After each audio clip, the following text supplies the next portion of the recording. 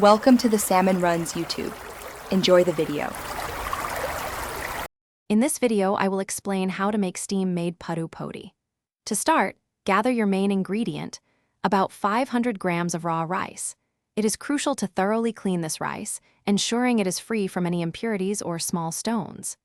This initial step sets the foundation for a perfect Puttu Podi, guaranteeing a clean and delicious end product. Preparing your ingredients properly is the first key to success in this traditional recipe. Next, take your cleaned rice and soak it in fresh water for at least 4 hours. This soaking process is vital for softening the grains. Once adequately soaked, drain all the water thoroughly.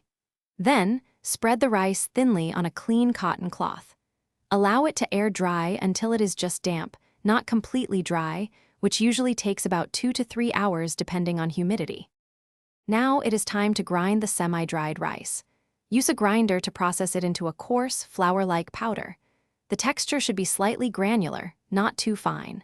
After grinding, sieve the powder through a fine mesh to ensure a uniform consistency and remove any larger bits. Finally, steam this sieved Puttu Podi for about 10 to 15 minutes. This initial steaming cooks the flour, making it light and fluffy. Once steamed, let the Puttu Podi cool down completely to room temperature.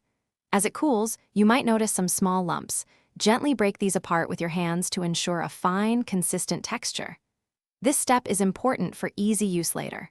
Finally, transfer your perfectly prepared Puttu Podi into an airtight container. Stored properly, it will remain fresh and ready for making delicious puttu whenever you desire, for up to several weeks. Thanks for watching. Consider subscribing if we helped you.